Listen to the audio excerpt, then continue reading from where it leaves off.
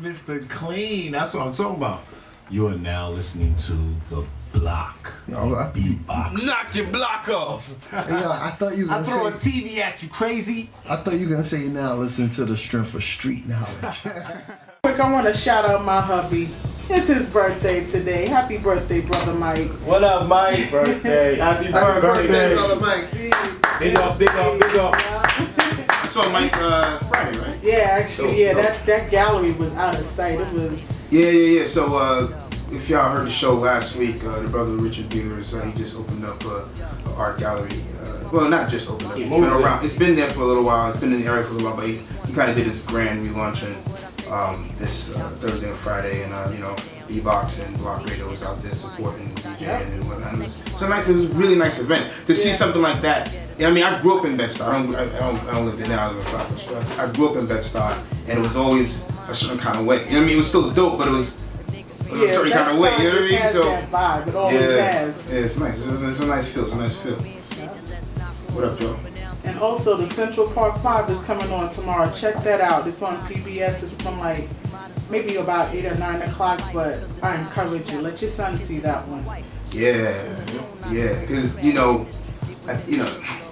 a lot of us who grew up in a certain situation, like we kind of ascended and started, doing different things with that. And, we had kids and whatnot, and we tried to separate them from certain experiences and whatnot. But the reality is that, if you're a black male in America, and especially in New York, you're only like an incident away from some craziness. Yeah. You know what I mean? So you might want to put them in certain neighborhoods or put them in certain schools and whatever, but they're still black. Mm-hmm. And no matter how much we progress, there's still a certain emotional response that people have to black men and whatnot. So, in the reality is it's not, as much as I would love it to be, the situation is not fair.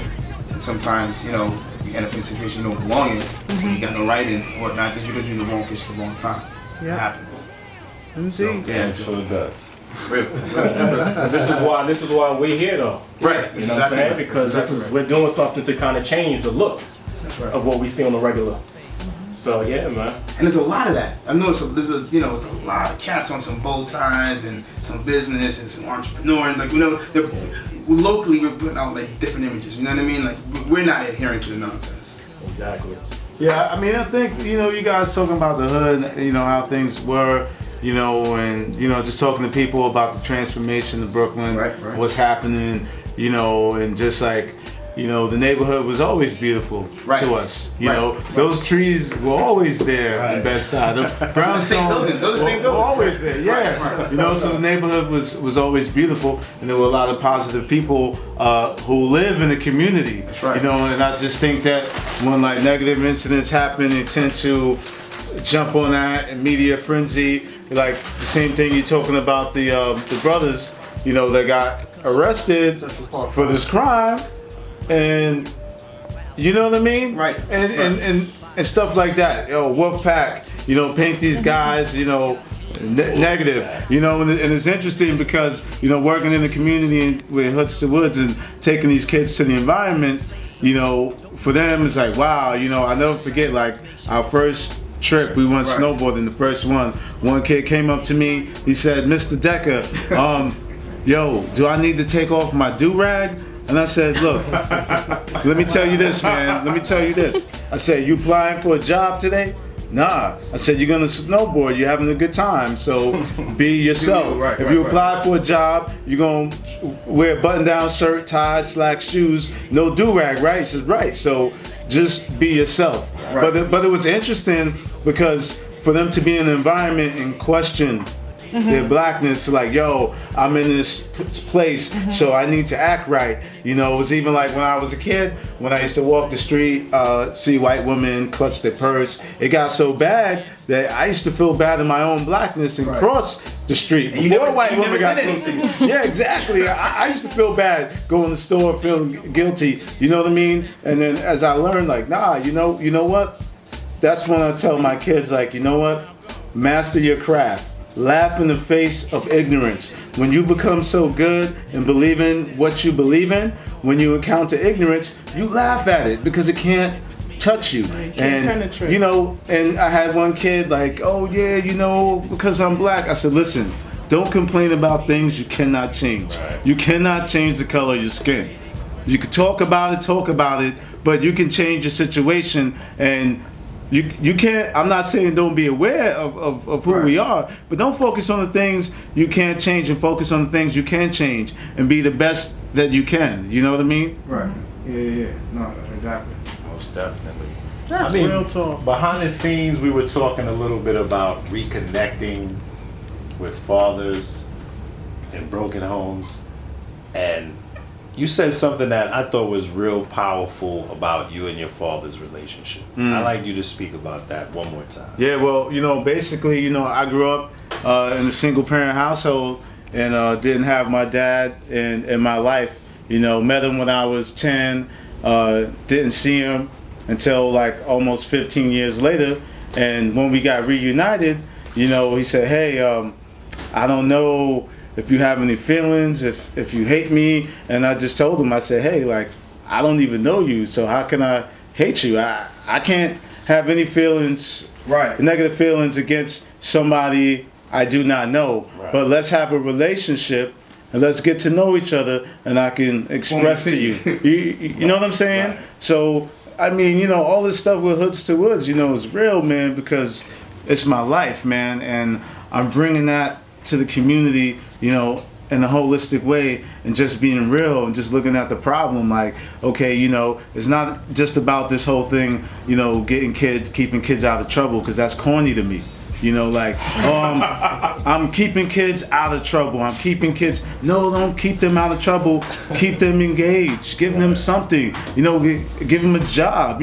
Like for some people, forest ranger, that's not like a hot career. That's not like a celebrity Hollywood. No, it's a job. It pays. It feeds you. Puts a roof over your head. You know what I mean? I think it's important that that we sort of get away from that whole the rapper / actor / hustler mentality. I think that's one of the real issues, in and around the community, that one of the images, the bigger images that we have to sort of circumvent and get away from, because I think a lot of what's out there now in our psyche is that, and I think a lot of those things.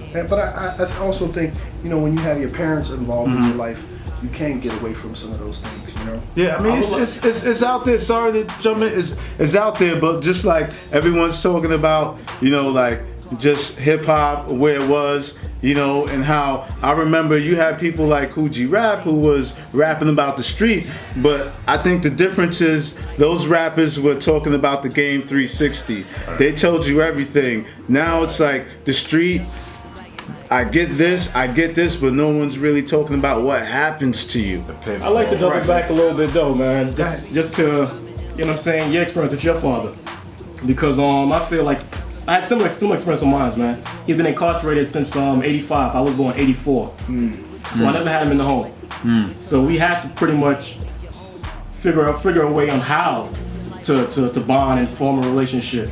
And that was done through my mom taking me to visit him every other weekend. You know what I'm saying? Hopping in that van for, 4 hours, 5 hours, 6 hours, 7 hours. That would be like a weekend trip. That's like going to see daddy, going to daddy's house. I'm going away for the weekend. That's what I would tell my friends when I go back to school. And I'm saying, I want to see my pop this weekend, man. He's up down, he's upstate, man. He's up north. So, but him and I had to form that relationship through letters. Right. You know what I'm saying? And he had to kind of express himself through letters as much as he could. And as a man, I know it had to be difficult to write your feelings, because I know it was difficult for me at writing my feelings down. Right. So we just go back and forth. And then, that's how we just form.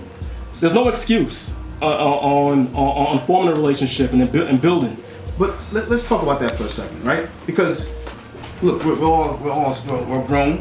We're smart, whatever. We understand what humanity is like, what human beings are like, and how people develop, right? How human behavior develops, right? We know that basically there's a nature versus nurture situation, right? But a lot of it is what you're seeing, right? Yeah, you have a core personality, but a lot of what you see in your environment and what's around you kind of helps to program you and make you the person you're going to be, right? We have generations and generations of dysfunction, right? From whatever reason we can talk about another show about the philosophy of where that comes from, whether slavery or whatever it is, but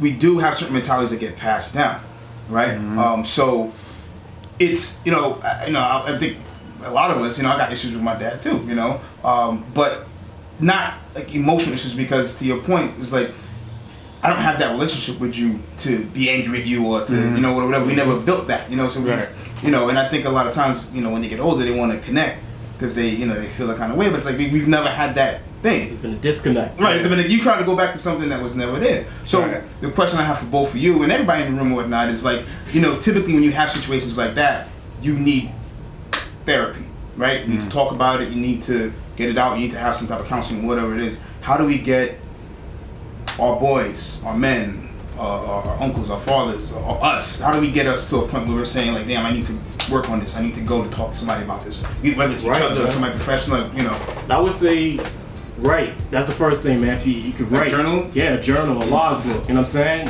That's what this whole Forefathers Project is about. And with Forefathers Project, through Forefathers Project, I created a journal. It's called Forefathers Journal. Okay. And pretty much it documents fatherhood, man, through photography, through photo essays. And like your experience with fatherhood? Not my personal, it's mine plus a few other fathers, man. Oh, okay, yeah, a few other fathers, so. From the point they became fathers, and they just keep adding to it. Exactly. So the first issue is out right now. It launched early this year, the first issue, and pretty much I documented one great feature in it is 4 military dads, and they talk about their experiences being fathers, like being there but not being there. They're there financially, right? You know what I'm saying? But they're still in service. But they're still in service. Okay. So that's like stories like that, and they pretty much talking their experiences and expressing themselves. And let me ask you a question. Sometimes we can be a little emotionally constipated. Are they talking? Are they letting it out? Are they really expressions? They letting it out. Really? They letting it out. Well, it's like me reading it, I'm like, wow.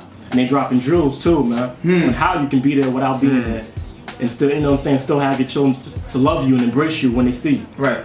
You want to drop the URL for that? Yeah, man. It's the number 4 fathersjournal.com. 4fathersjournal.com. What about you, Paul? As far as like this reconciling with that dysfunction we have, I just think with my experience with the outdoors, just getting out the neighborhood, just being active, you know what I'm saying? And I think a lot of the kids in the program, they would change, they would open up. I had parents call me like, oh wow, my son is going to the library, he's taking out books, he's doing this, they're doing better in school.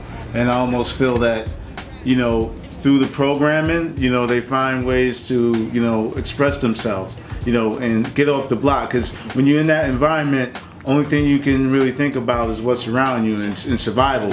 So we tend to put up these invisible barriers. I like to say, what I used to do was build up an invisible prison around myself. Right. Like, yeah, I live in the project. To protect yourself. Yeah, I don't, but to the point where like, I don't belong here, I don't belong there. But I think that taking these kids out of this environment and give them a chance to relax and just open up with things. Yeah, before we get back, this is the block, capital P. We're here on BBOXradio.com. I want to shout out my man Gee, listening 40 Deuce. Shout out to Super Duper, my man Crazy Ray here next to me. And shout out to these brothers who, Shout out to my little man, Momelo, Asalani, Theo Cole. Daddy love you, man. And what's up to Sue? What's going on? BBOXradio.com. Let's go.